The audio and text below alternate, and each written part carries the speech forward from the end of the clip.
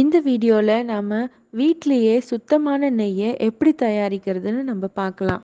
நம்ம தினமும் வாங்குற பாலை காய்ச்சும்போது அந்த பால் ஆறின பிறகு அது மேலே வந்து ஏடு படியும். அதை ஆடைன்னு சொல்லுவாங்க. அந்த பால் ஆடையை நம்ம தினமும் வந்து ஒரு பாக்ஸில் எடுத்து சேவ் பண்ணி வைக்கணும். இதுக்கு நம்ம பசும்பாலை பயன்படுத்துறது தான் நல்லது. ஏன்னா பேக்கெட் பாலில் வந்து அந்த ஏடில் வந்து நமக்கு அந்த அளவுக்கு கொழுப்பு சத்து இருக்காது. அதுவும் இல்லாமல் நம்ம அதுலேருந்து எடுத்தோம்னா அது நமக்கு ஆரோக்கியமாகவும் இருக்காது. நம்ம இந்த பசும்பாலை பயன்படுத்தும் போது இதில் ஆரோக்கியமாகவும் இருக்கும், டேஸ்ட்டும் ரொம்ப நல்லாயிருக்கும். ஒவ்வொரு நாளும் நம்ம பால் காய்ச்சுற அந்த பால் ஆடையை ஒரு டிஃபன் பாக்ஸில் நம்ம போட்டு வச்சு அதை நம்ம வந்து ஃப்ரிட்ஜில் வச்சுக்கணும். அது வந்து நம்ம ஃப்ரீசரில் வச்சுருந்தாலும் கூட ஓகே, நல்லது தான். இந்த மாதிரி நீங்கள் ஒவ்வொரு நாளும் டிஃபன் பாக்ஸில் சேர்த்து வச்சு அதை நீங்கள் ஃப்ரீசரில் எடுத்து வச்சுக்கோங்க. சாதாரணமாக இந்த ஒரு டிஃபன் பாக்ஸில் நீங்கள் சேர்த்து வைக்கிற இந்த ஏடு வந்து உங்களுக்கு ஒரு மாதத்துக்கு தேவையான நெய்யை கூட கொடுக்கும்.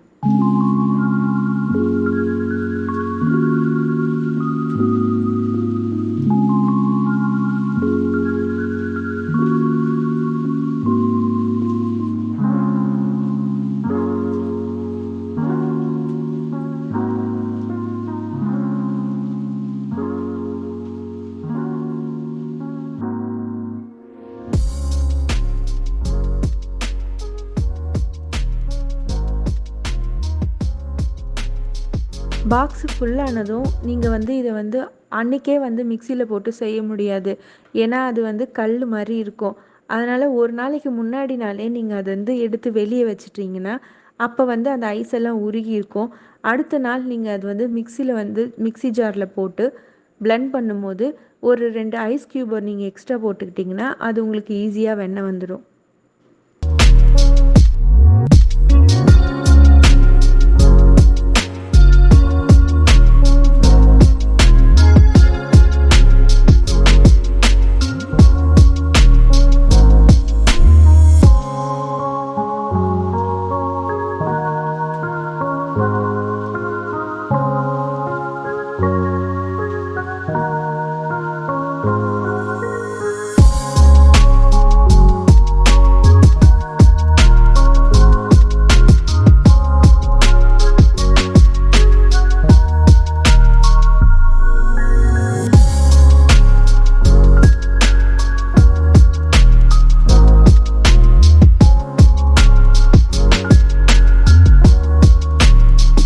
நம்ம இதை மிக்சியில் போட்டு இப்படி அரைச்சோம்னா இந்த 2 நிமிஷம் கழிச்சு இந்த மாதிரி வெண்ணெய் நம்மளுக்கு தனியாக வந்துடும். கை வச்சோம்னா நம்மளுக்கு இந்த மாதிரி ஒட்டாமல் வரும்.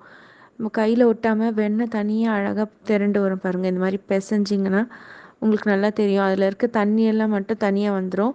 அப்புறம் வெண்ணெய் மட்டும் தனியாக வரும். இதை நம்ம வந்து ஒரு பாத்திரத்தில் எடுத்து நம்ம வந்து போட்டு வச்சுக்கணும். இந்த இந்த அளவுக்கு சில்னஸ் இருந்தால் போதும். இந்த மாதிரி மிக்சியில் மேலே தெரியுது பாருங்கள். இந்த சில்னஸ் இவ்வளோ இருந்தால் போதும். நம்ம அப்படி எடுக்கும்போது நம்மளுக்கு சில்னஸ் இல்லைன்னா நம்ம கொஞ்சம் எக்ஸ்ட்ரா ஐஸ் க்யூபை போட்டு நம்ம சில்னஸ் பண்ணி அதை நம்ம வந்து எடுத்துக்கலாம். அப்போ வந்து நம்மளுக்கு நல்லா உருண்டையாக வரும், நமக்கு வெண்ணெய் கெட்டியாக வரும். இல்லைன்னா கை வச்சாலே உருகிடும் வெண்ணெய். ஒரு சில நேரத்தில் நம்ம கையில் இருக்க சூட்டுக்கே உருகும். அதனால நம்ம ஐஸ் க்யூபை போட்டுட்டோம்னா நல்லா கெட்டியாக நம்மளுக்கு வெண்ணெய் வரும். அது கெட்டியாக வர வெண்ணெயை நம்ம கொஞ்சம் கொஞ்சமாக எடுத்து வச்சுக்கலாம். அப்புறம் அந்த மோர் தனியாக நமக்கு தனியாக நின்றுடும். இப்படி கொஞ்சம் கொஞ்சமாக கெட்டியாக பிழிஞ்சு பிழிஞ்சு நம்ம எடுத்து வச்சுக்கிட்ட பிறகு அது எல்லா வெண்ணெயும் நம்ம எடுத்துட்ட உடனே இந்த மோர் தனியாக நீங்கள் வச்சுருங்க. இந்த தனியாக நம்ம மோர் எடுத்தோம் பாருங்கள், அந்த மோரை வந்து நம்ம வச்சு மோர் குழம்பு கூட செஞ்சுக்கலாம். அந்த மோர் குழம்பு வீடியோ வேணும்னா நம்ம இன்னொரு வீடியோ போடுறேன், நீங்கள் அதை பார்த்துக்கோங்க. இது வந்து நம்ம ஒரு முறை வேறு ஃப்ரெஷ்ஷாக வேறு ஒரு தண்ணியை ஊற்றி நம்ம அதை வாஷ் பண்ணி எடுத்துக்கலாம். இந்த மாதிரி தண்ணி ஊற்றி நல்லா வாஷ் பண்ணி வச்சுக்கோங்க. கையில் தொட்டால் நமக்கு வந்து ஒட்டாமல் வரும். அந்த அளவுக்கு நல்லா க்ளீனாக வாஷ் பண்ணிவிட்டு அந்த தண்ணியெல்லாம் வெளியே விட்டுட்டு நம்ம இதை வந்து சூடு பண்ணிட வேண்டியது தான். இந்த மாதிரி நல்லா ஒரு தண்ணியில் வாஷ் பண்ணி எடுத்துக்கிட்ட பிறகு அது தண்ணியெல்லாம் நல்லா இருத்துடணும். இருத்துட்டு கொஞ்சம் கூட அதில் தண்ணி இல்லாதபடிக்கு இருக்கும்போது அதை வந்து ஒரு ஸ்டவ்வில் வச்சு நம்ம தீயை வந்து ரொம்ப குறைச்சி வச்சு நம்ம சிம்மிலேயே வச்சு அதை நம்ம வந்து காசணும்.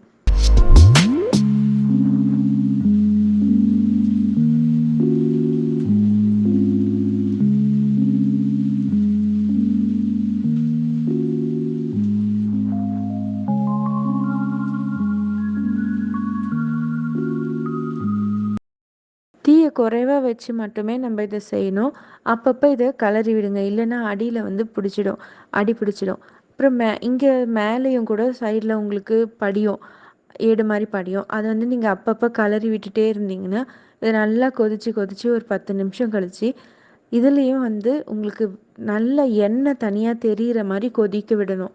அப்போ தான் அது வந்து உங்களுக்கு நெய் தனியாக வரும். நீங்கள் அதை எடுத்து விட்டால் கூட கலரி எடுத்து விடும்போது கூட உங்களுக்கு நெய் திரண்டு வந்திருக்காது. எண்ணெய் திரண்டு வர மாதிரி நல்லா கொஞ்ச நேரம் கழித்து கலரி விட்டுட்டே இருக்கணும் நம்ம.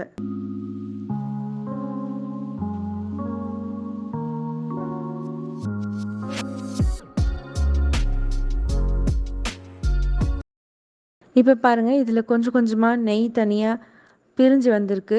நம்ம அந்த பொங்கி வந்த அந்த நுரையெல்லாம் அடங்கி இப்போ வந்து கொஞ்சம் நல்லா தெளிவாக எண்ணெய் மாதிரி தெரிய ஆரம்பிச்சிருக்கு. இந்த எண்ணெய் இன்னும் நல்ல தேன் கலரில் வரணும், செவந்து வரணும். இப்போ வந்து எல்லோ கலரில் தான் இருக்குது. இது இன்னும் நல்லா கொஞ்சம் செவந்து வந்துச்சுன்னா, நமக்கு வந்து தேன் மாதிரி கலரில் வந்துச்சுன்னா நம்ம அதை வந்து ஆஃப் பண்ணிடலாம்.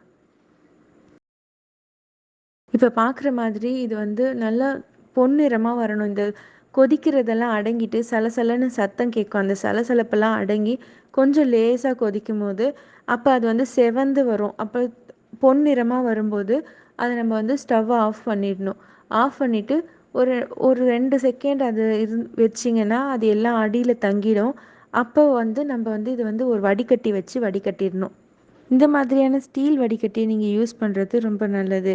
ஒருவேளை உங்ககிட்ட இந்த ஸ்டீல் வடிகட்டி இல்லைன்னா ஆன்லைனில் நீங்கள் இதை பர்ச்சேஸ் பண்ணிக்கிறதுக்கு டிஸ்கிரிப்ஷனில் லிங்க் கொடுக்குறேன்.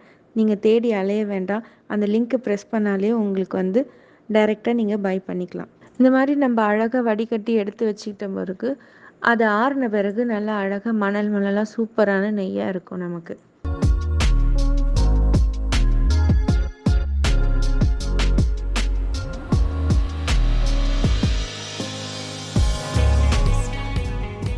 உங்களுக்கு இந்த வீடியோ பிடிச்சிருந்ததுன்னா நீங்கள் லைக் பண்ணுங்கள், ஷேர் பண்ணுங்கள் அண்ட் சப்ஸ்கிரைப் பண்ணுங்கள். அந்த பெல் பட்டனையும் ப்ரெஸ் பண்ணிவிடுங்க. உங்கள் ஃப்ரெண்ட்ஸ் யாருக்காவது நெய் செய்ய தெரியலனா நீங்கள் இந்த வீடியோவை ஷேர் பண்ணி விடுங்க. தேங்க்யூ. இன்னொரு வீடியோவில் பார்க்கலாம்.